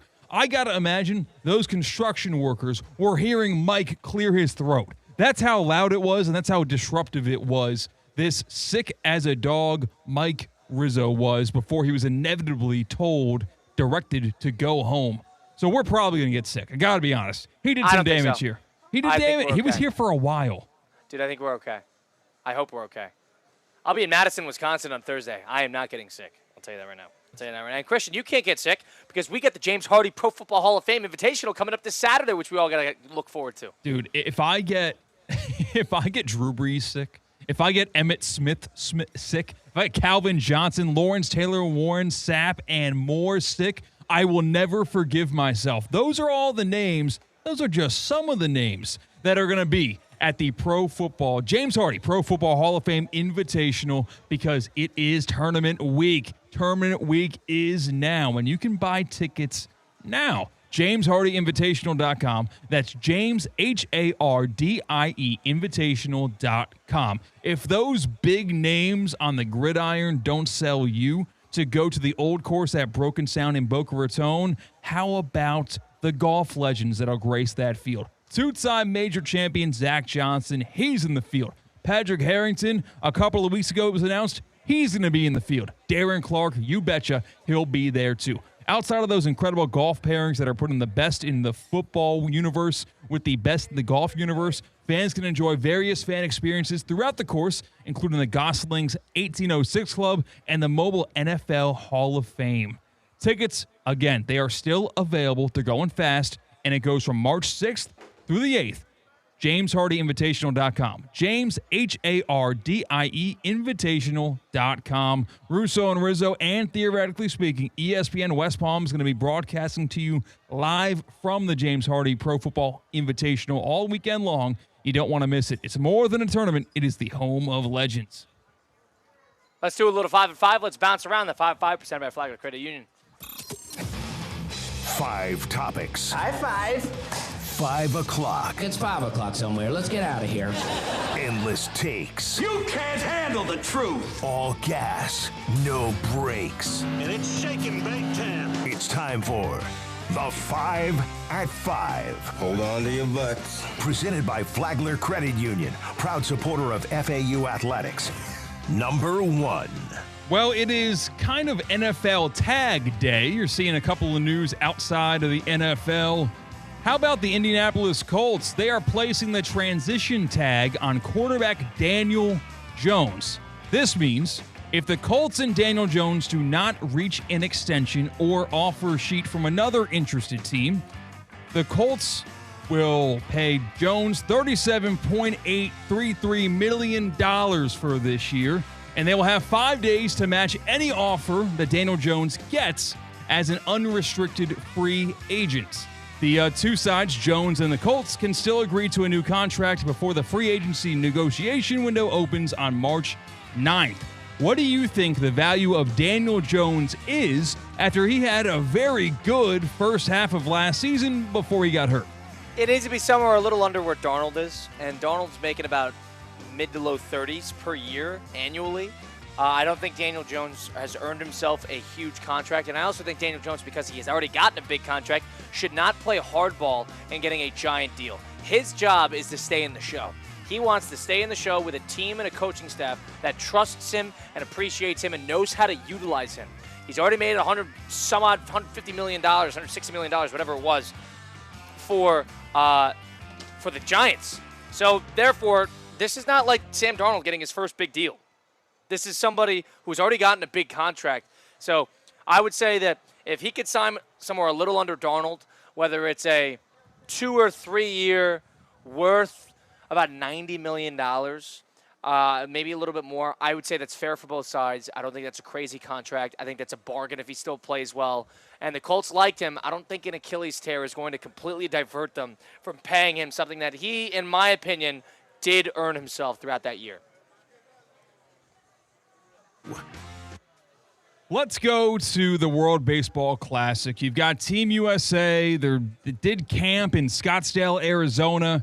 And one of the big names that's going to be on Team USA is maybe the biggest name when it comes to pitchers in Major League Baseball. I'm not calling him the best pitcher in baseball, but Paul Skeens is a bit of a superstar with the Pittsburgh Pirates.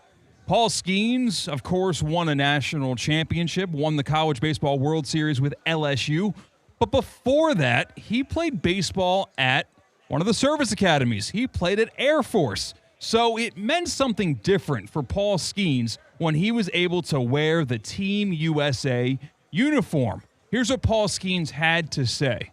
There was, a big part of me that was, fully intent on serving in the military, as a career after college. And so this is it's not serving, but, this is a pretty close second. Playing the World Baseball Classic, only second to military service when it comes to serving your country. Do you think Paul Skeens actually means that?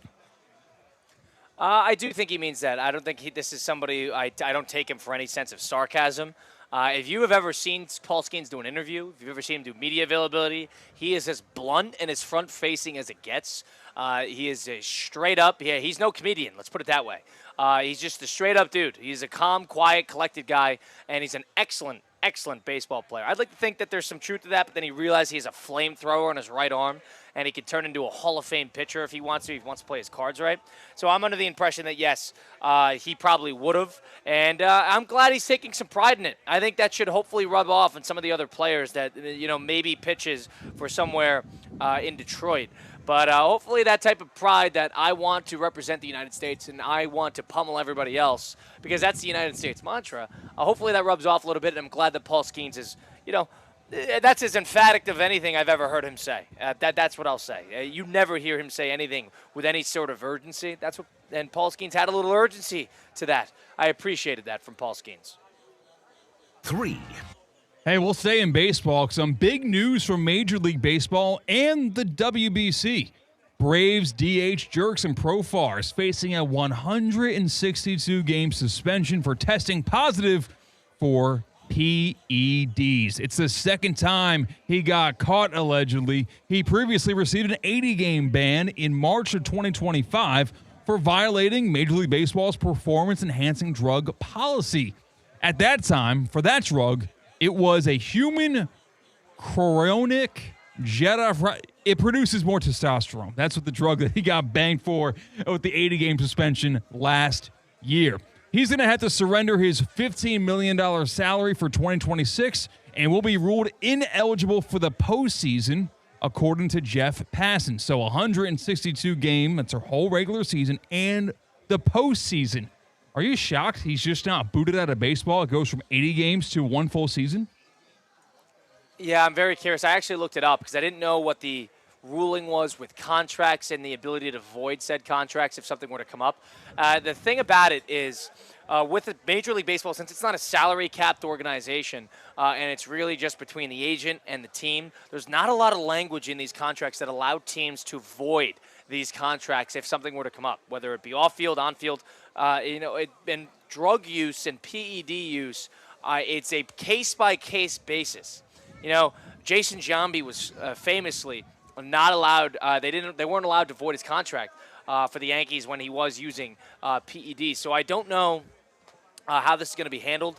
You got to think, for a guy who's earned himself a contract and who's seen success. He was a former A. I liked him. He was a Yankee killer. Him and Tony Kemp for the Oakland Athletics, and then he went to the Padres. Now he's at the Braves.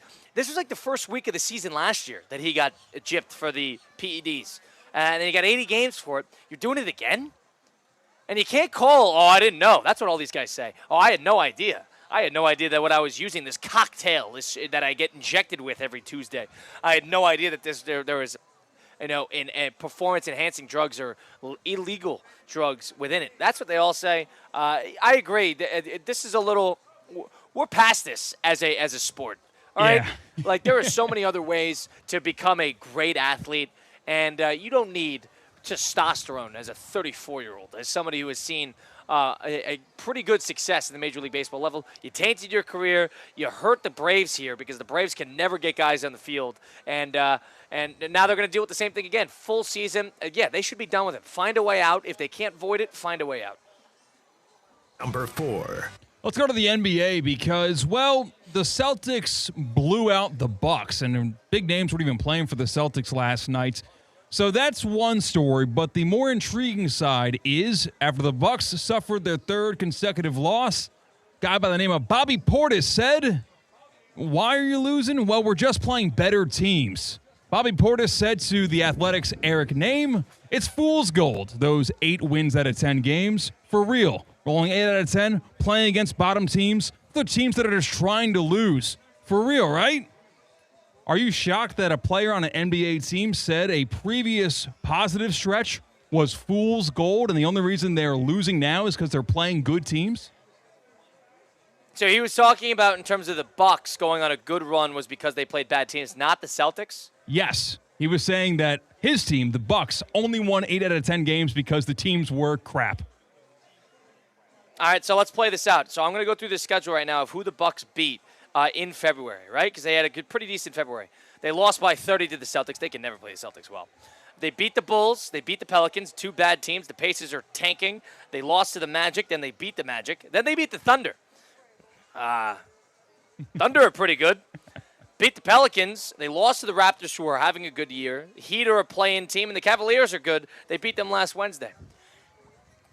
Not that bad. That's not that bad. There are a lot of bad teams in the Eastern Conference. That's not that bad. They've been a little hard on yourself. Are the Bucks any good? No. But, I mean, I'm not under any impression that, it's just fool's gold. I don't think anything's turning around for them. Now, Giannis missed the last 15 games. He played his first game back with a right calf strain yesterday, and they still lost. But Milwaukee's 4 games back of the Charlotte Hornets for that 4th play-in spot. The Hawks are guaranteed to going to be 500. And the Charlotte Hornets are the hottest team in basketball right now. They're 21-11 in their last 32 games. So that is not a team that they're going to catch up to at this point in time. So I don't know what the Bucks' plan is here. Are you looking to play in the play-in? Are you more interested in getting a lottery pick? Is that something that they're interested in? I'm not saying they're going to tank, but the way the trajectory is going, they're going to have an opportunity to get a pretty good player here in the draft. So for a team that needs it, for an older team that desperately needs to get younger, maybe it's not the worst thing in the world for a Buck fan, even though I'm big anti-tanking. I'm not saying they are tanking, but having a not-so-successful year and getting a good draft pick is at least going to be the silver lining. Number 5. Raheem Mostert, former Dolphins running back, former Raiders running back, also played with the 49ers, went on with Colin Cowherd, and he was talking about the Dolphins days because Raheem Mostert really had the best season of his career when he played for the Dolphins and when he played for Mike McDaniel. Of course, since fired by Miami, Mostert also played under McDaniel when he was with the 49ers. Here's what Raheem Mostert, former running back of the Dolphins, had to say about what went wrong for fired head coach Mike McDaniel with the Dolphins. And I kind of feel bad for the players, just because, when you have a coach that is so, player friendly, it doesn't really mix all that well. Look at the coaching history, not just in the NFL, but, MLB, NBA, all these sports franchises, they have coaches that implement toughness, resilience, and that's something that he kind of missed the mark on in being a head coach. Missing the mark on toughness and resilience. It feels pretty important for an NFL head coach to have those 2 aspects down pat, says Raheem Mostert. Colin, what was your reaction to that audio? Then I have a question after that. I think it's clear. I agree. Ultimately, I was not in the locker room, but it's obvious that Mike McDaniel did not necessarily get a fire out of his players. But the one thing you got to give him credit for is they never mailed it in. They never did. Not under Mike McDaniel. they were good towards the end of the seasons. And that's last year. That's the year before that. They almost hit my over mark or I would have lost my under this past year. They played well towards the end of the year. It's the beginning where they're sort of sporadic. But it's a weird bunch. He was a weird coach. You don't know what Dolphin team you're going to get up for the game. It wasn't consistent. There's no doubt about that he did not get the best out of them weekly. But the one thing you got to give McDaniel credit for is that Dolphins never mailed it in. They never did. They never rolled over and forgot about the season 3 games to go. They did not. So I'll give him a little credit for that, but what I will say is it's obvious. Mike McDaniel does not exemplify what a football person is. Look at how Dan Campbell goes about his day and how he goes out to the media and how he talks to the players and just his whole persona and vibe, and compare it to one of Mike McDaniel. I'm not saying, it's different. Different things work for different teams, but that to me is a football guy. You listen to John Summerall of the Florida Gators talk, who just started spring practice today. If you listen to him talk at any point, and even when he joined us a couple of weeks ago, that is a football guy that incites a fire in players. Talk to McDaniel. It was just not that. It just didn't replicate that. And he didn't have that sense that, Sean McVay sort of teeters the line of boy genius meets football guy. Kyle Shanahan a little bit more boy genius, but he surrounds himself with football guys.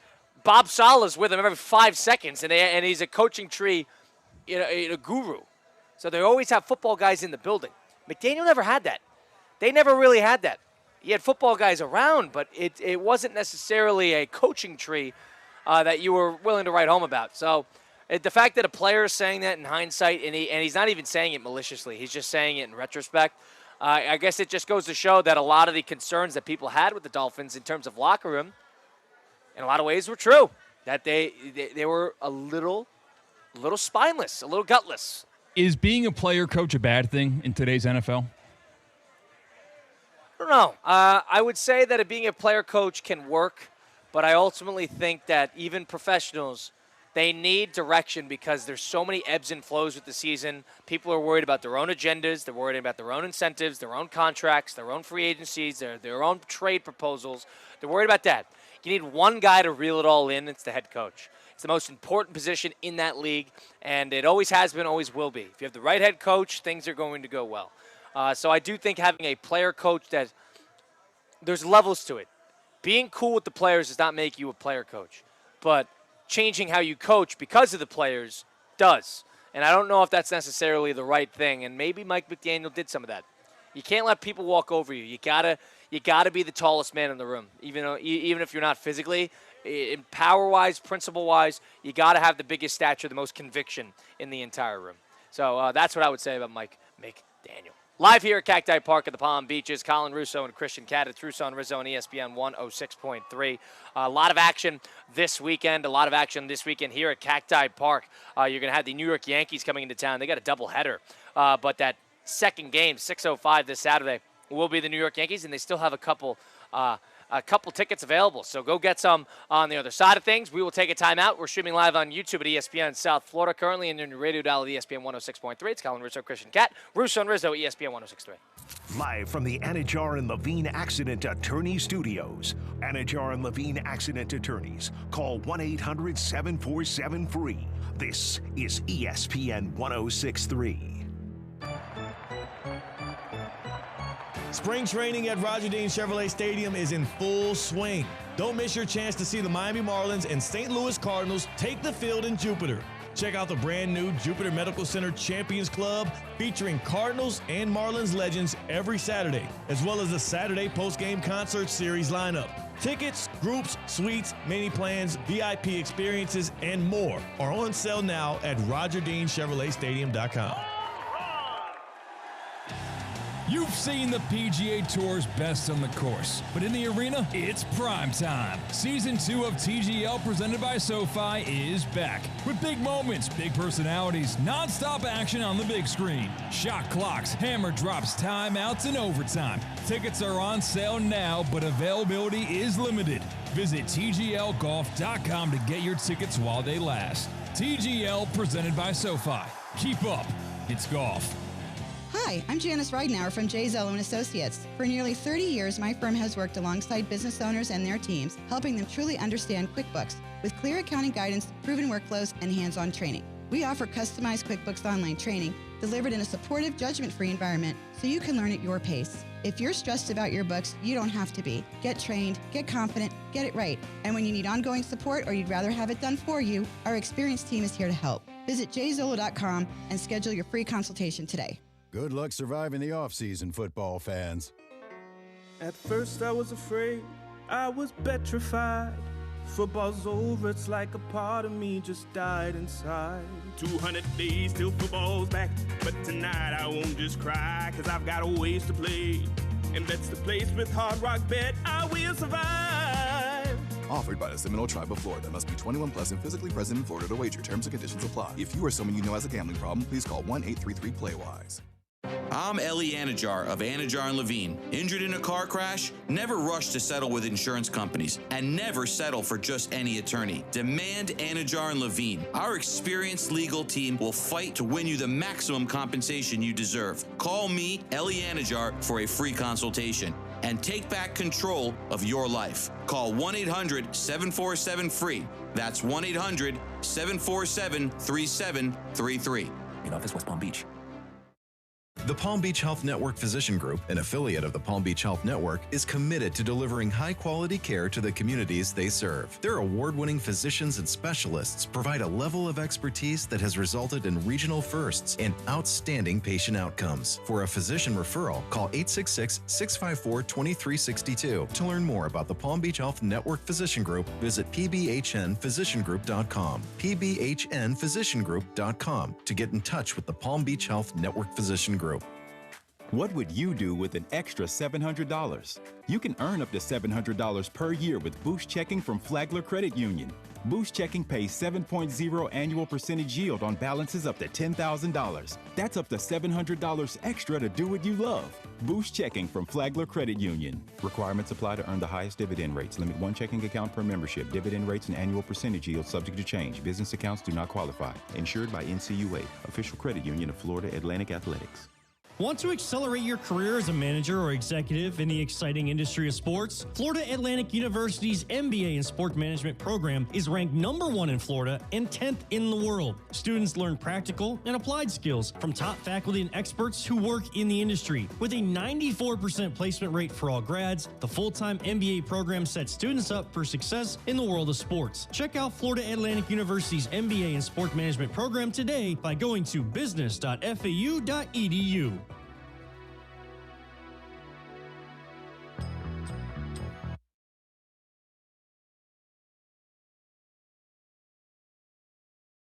Let's get back to the Anajar and Levine Accident Attorney Studios. This is Russo and Rizzo on ESPN 106.3. Russo and Rizzo rolling on live from here at Cacti Park in the Palm Beaches, where you're going to have a little Venezuela taking on Team Venezuela from the World Baseball Classic, taking on the Houston Astros. It's a beautiful afternoon here, early evening, Tuesday, March the 3rd, 2026. If you missed any of the program today, go listen back on Apple, Spotify, wherever you get your podcasts. Just go to Russo and Rizzo. Myself, Mike Rizzo, on sabbatical today. He is sick as a dog. Back at home, getting himself healthy. We still got Christian Cat here, though, and we're streaming live on YouTube at ESPN South Florida and ESPN West Palm on Twitter and Facebook. All right, a couple things. First things first, I mean, with the World Baseball Classic here, March, you know what March means, the NCAA tournament. So you got that. You got conference tournament week. If you're watching the Horizon League play-in games with Cleveland State, IU, Indy, you need a way to get into it. You could go bet all these games on the Hard Rock Bet app. You can double your winnings. New players can double their winnings on their first 10 bets with a maximum of $50 bets. That's right. So your winnings are doubled on your first 10 bets. So if you go download the Hard Rock Bet app today on the Google Play Store or the Apple App Store, you can bet just about anything at any time, any game. And if it's below or within $50 range and you win it, you'll double it. That is what Hard Rock Bet is having to offer, especially with the World Baseball Classic being here and with opening day around the corner. And with the NBA postseason heating up, with the playoff races going to be here pretty soon, you get the MMA going flying high right now with major fight cards coming up in the next couple weeks. Just a couple weeks ago, a $15 soccer parlay netted a $92,000 payout. $15 parlay to $92,000. Refer your friends today on Hard Rock Bet, and you'll score a bonus bet above for $50. It's $50 for you. You can put on any game, anytime, any sport, any place. That is Hard Rock Bet. Try today. Bet together, win together on Hard Rock Bet. All these are payable, and bonus bets not a cash offer. Offered by the Seminole Tribe of Florida. Must be 21 plus, physically present in Florida. The wager. Terms and conditions apply. If you or somebody knows a gambling problem, please call 1-833-PLAY-WISE. In the spirit of the NCAA tournament, a couple things that are going on here that I want to loop everybody in on.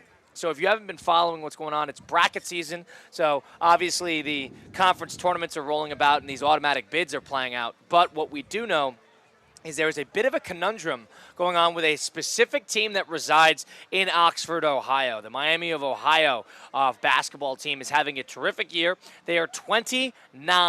They have not lost a game throughout the entire year.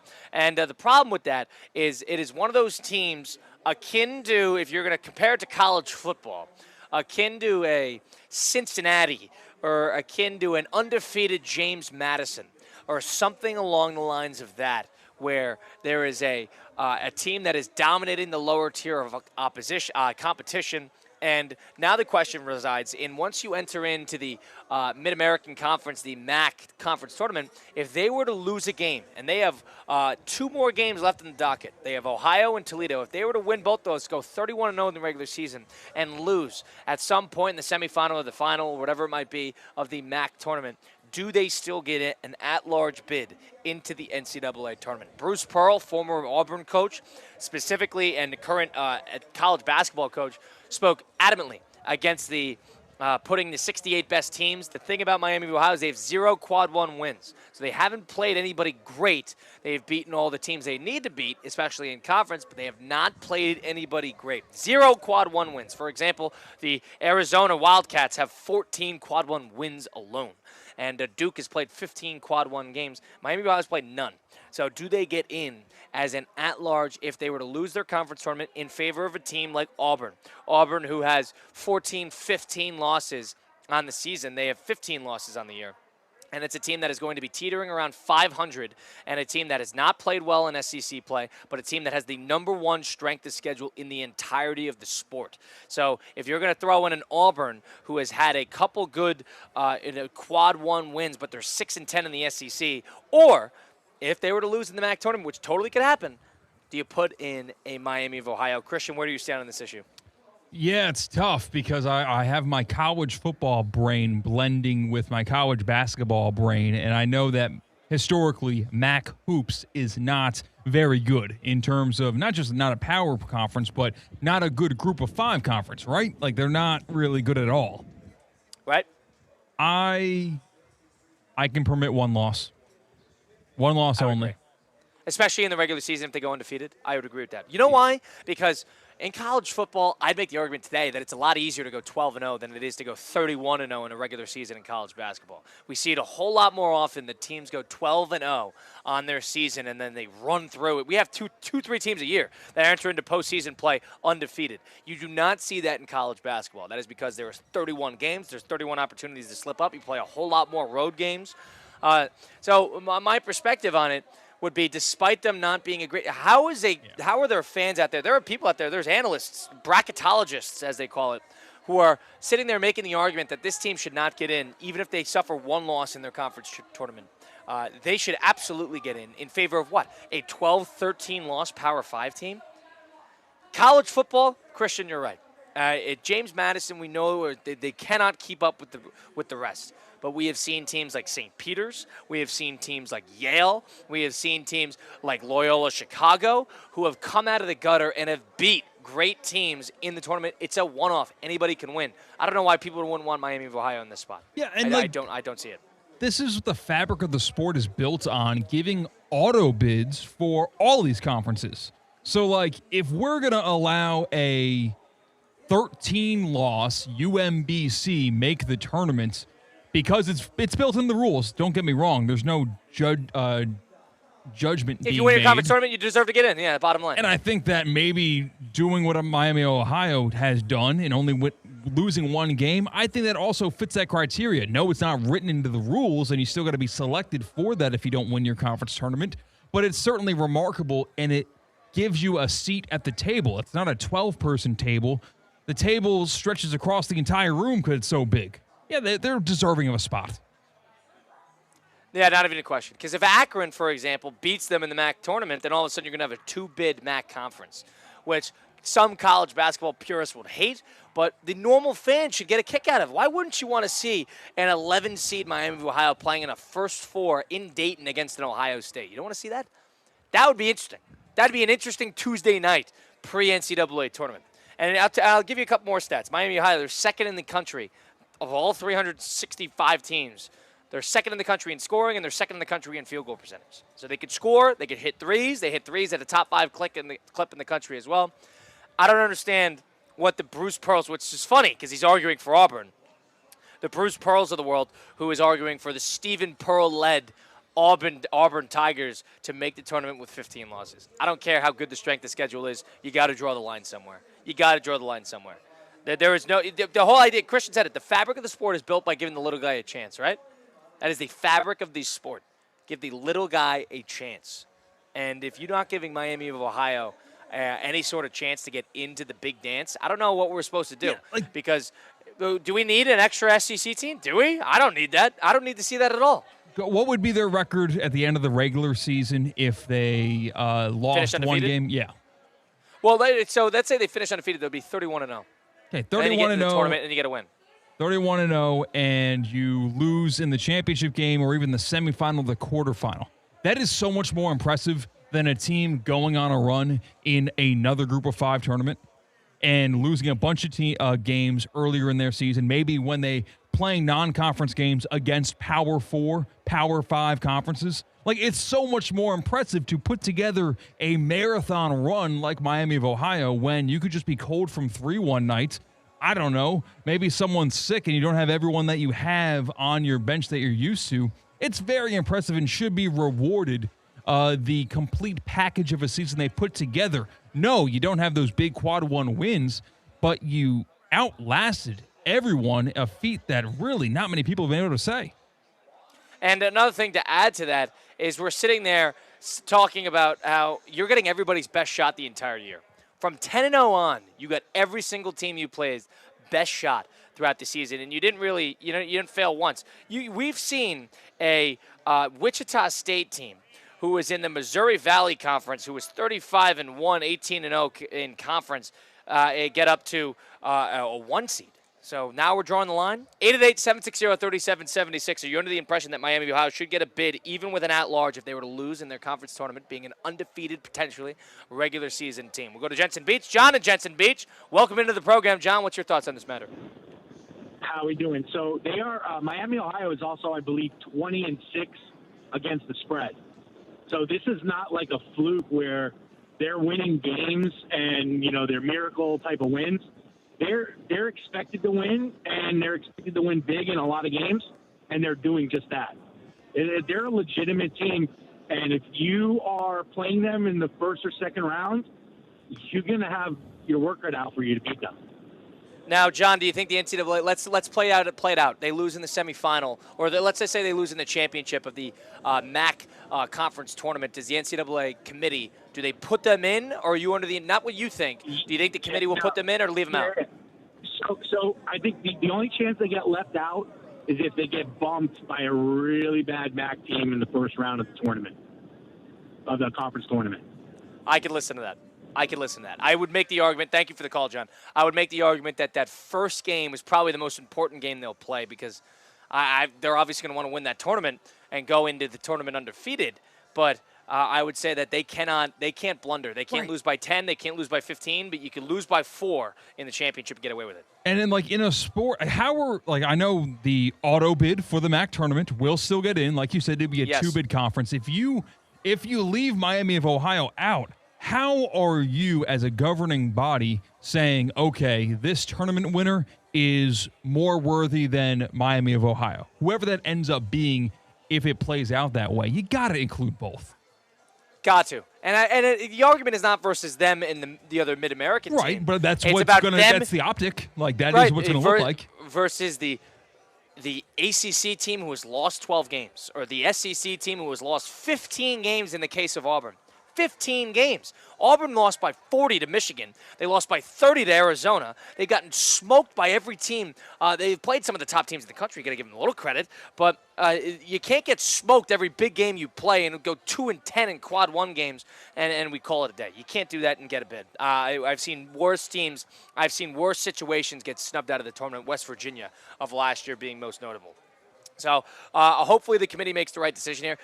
Are you rooting? Are you rooting for the chaos, Christian? Before we get to Cologne, New Jersey, are you rooting for the chaos? Do you want to see them lose in the MAC to give them a decision to make when Selection Sunday comes around? I don't. No, I'm not actually rooting for the chaos because I actually would be really bad if they get screwed over like that. Do you think the committee would screw them over? I don't want the possibility to arise. Like, I don't care enough about Auburn basketball.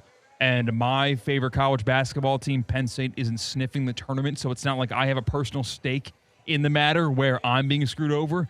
No, put Miami of Ohio in and don't even have to leave it up to chance. I want them to run the table. Fair enough. We got Cologne and New Jersey joining us now on Russo and Rizzo. Cologne, welcome in. What are your thoughts here? Hi, Colin. Bruce Pearl, he used to coach Milwaukee, mid-major back in the day. So I'm pretty sure when he was the coach of them, he wasn't thinking like this. But I want to compare Miami, Ohio to the 95 Manhattan Jaspers, who also had a great season. They went to the tournament, and they lost the last game, the championship game, to St. Peter's in overtime. The committee took them as an at-large. So to me, if Miami, Ohio makes it to the final game or semifinal game and lose, I hope they take them as an at-large bid. That's a good shout. Manhattan and 95. I'll have to look into that. That's fascinating. So that's another good example right there of a small conference team getting a bid. So 95 Manhattan still getting an at-large opportunity. Okay. I didn't know Manhattan was like Division I. Are they hold still? On. The Metro Atlantic Athletic Conference, Christian. Has the Manhattan real MAC. Yeah. It's the other MAC. It's the other MAC. It's the East Coast MAC. That's where St. Peter's comes from. Has that's the Jaspers. That's a team. Coach John Gallagher. Mm-hmm. Yeah. Yep. Okay. I went to high school with a girl who went to Manhattan, and I've never heard of her talk about the athletics there. That's all I'm saying. Like, seriously, has their basketball program been good in the past 10 years? Or? They had a bad year this year. They got a good coach. It's been a weird team the last couple of years. You know who their big NIL donor is? I'll tell you this. Are you familiar with James Patterson's books? Yeah.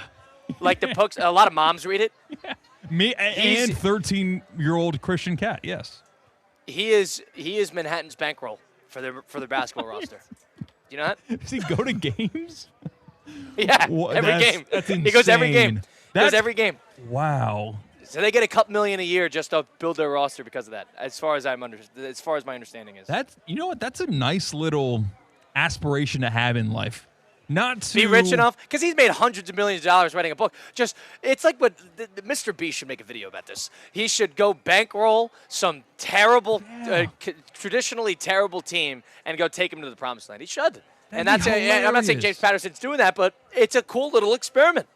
Here's $5 million. Do I trust the coach? Here's $5 million. Go undefeated. Go pull a Miami of Ohio this year and go shock the world. Just for bleeps and giggles, it's like I'm going to make Idaho State a dominant force. Like they are the new Gonzaga now. Big Sky. Go take North. If you're to do that, if you're a billionaire listening in Palm Beach County, please, all I ask you, next season, give Northern Arizona a fat check because Tim Russo, who is the second assistant in Northern Arizona, they got destroyed last night by Montana State, and they have the Big Sky Tournament play-in game. Oh, a godforsaken game in Boise, Idaho, coming up this Saturday. So, and let me tell you this, they're not swimming in NIL money either. So, if you're a billionaire in Palm Beach County who get inspired by Christian and I's idea to bankroll a small conference mid-major college basketball team, because you could do it in college basketball. You can't really do it in football. You could do that in college basketball. You wanted to do that. So many Hurricanes fans that have a lot of money in this area, and their $2 million donation is a drop in the bucket. Same thing with Indiana. It does not get noticed as much as the bigwigs. You can't make as much of a noticeable impact. You're not the tallest guy in the room when it comes to that. You walk over to New Haven, you drop a bag, And all of a sudden, a freshly new Division I team, by the way. That's where Kayla Cat went to college, went to New Haven. Go Chargers. If you just go to like one of those small mid majors and give them $1 million, they're gonna have the best year in conference history. And like you're gonna be memorialized. Like that sounds like an awesome thing to do. I agree. Billionaires in Palm Beach County, this is a PSA to you. Please give money to Northern Arizona or wherever Tim Russo is coaching basketball for the rest of his career. That is a PSA to you because there are some teams that quietly have a lot of money, Manhattan being one of them. So it really does surprise you that some teams have absolutely nothing and some teams have quiet. And it happens more than you think, Christian. There are teams, Cal Poly being another one, just money out the wazoo that would shock you. Cal Poly will pay half $500,000 for a player. I'm surprised these Big East programs don't have much more money than like their counterparts like St. John's and UConn. Like I would imagine Marquette has a war chest and Providence has a war chest. Those are the two that have big time money. Yes. Does Marquette? I mean, they're dog crap. Like they're really bad. It's because their coach refuses to go into the transfer portal. Shaka's smart, but yes, that's a war chested team, which is why Shaka's in trouble there because they know that if they have, that's why Providence is a tough one too. Providence might fire their coach because they've had a terrible year, and that's all they have. They don't have football. They don't have a football program, and they have money. People who have money have went to Providence and Marquette, and they give the money to the team, and the team stinks. Get out.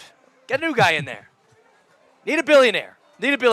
888-760-3776. If you're a billionaire in Palm Beach County, you want to bankroll Mid-American or a small market mid-major team, please let us know. I will connect you to Tim Russo at Northern Arizona. Christian Cat, Colin Russo. We'll close things out next. It's Russo and Rizzo on ESPN 106.3. Live from the Anajar and Levine Accident Attorney Studios. Anajar and Levine Accident Attorneys. Call 1-800-747-FREE. This is ESPN 106.3. Tired of being sidelined by a sports injury? Get back in the game with Baptist Health Orthopedic Care. Whether you're a professional athlete or even a weekend warrior, you can get back to doing what you love with our compassionate orthopedic team. Experience a new level of care and get back to your best. Welcome to being treated like a pro. Make an appointment today at baptisthealth.net/ortho or call 833-556-6764.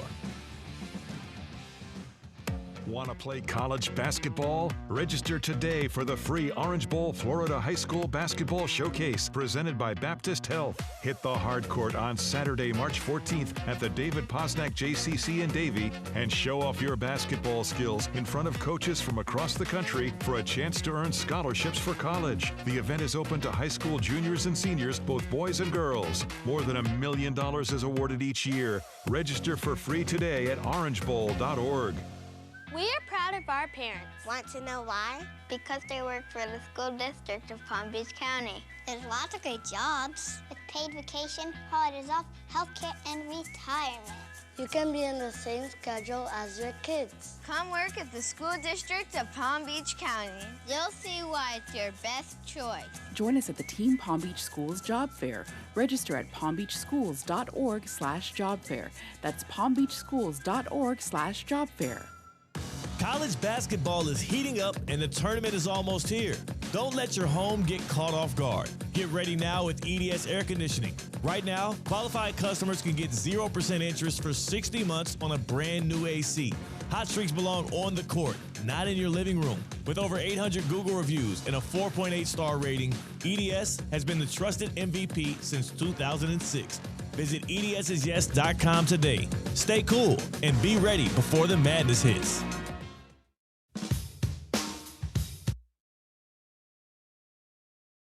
Let's get back to the Anajar and Levine Accident Attorney Studios. This is Russo and Rizzo on ESPN 106.3. Russo and Rizzo live here from Cacti Park in the Palm Beaches where Team Venezuela has taken the field. They're going against the Houston Astros in a little exhibition action with the World Baseball Classic just around the corner. Go get your tickets now because they got the Nationals tomorrow and they got the Yankees coming to town this weekend. You get all that to look forward to at Cacti Park. Colin Russo, Christian Cat. It's Russo and Rizzo on ESPN 106.3. And if you're thinking about championships, thinking about raising banners, hanging, getting trophies, getting the new T-shirts of the champions, look no further than what Kaiser University has to offer.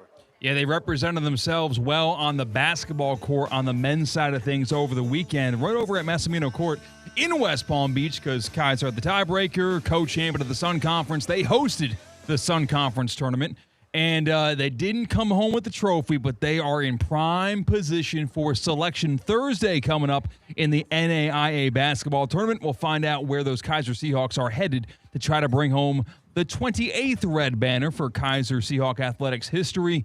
Kaiser's got 27 of them already. One of those is football. Several of those that are from men's and women's swimming and diving.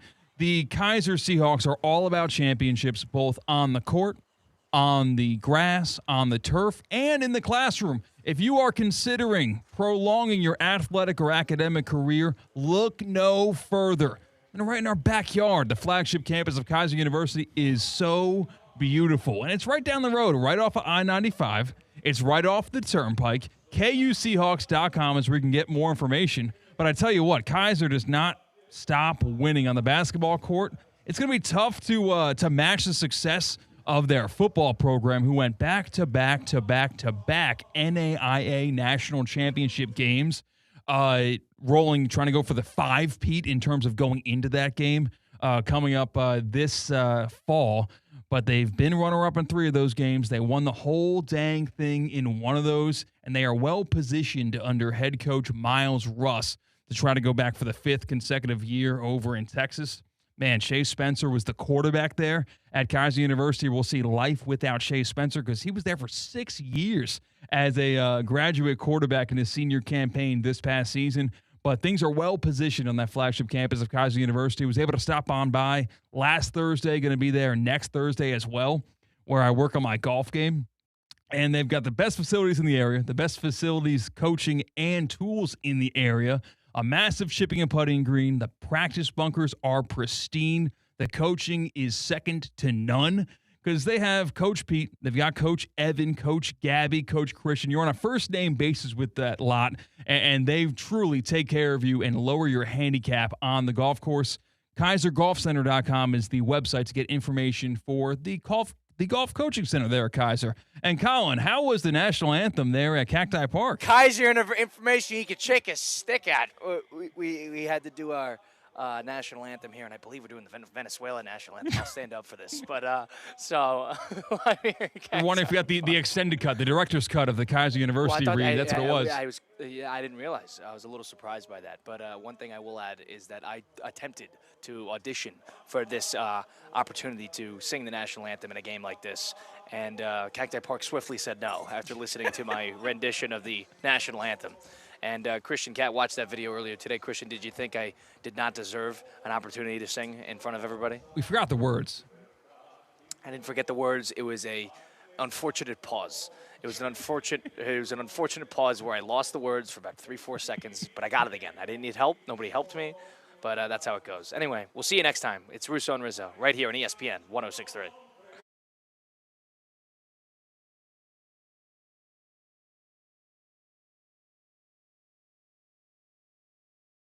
On the gas. It may be stressful, but keep doing you.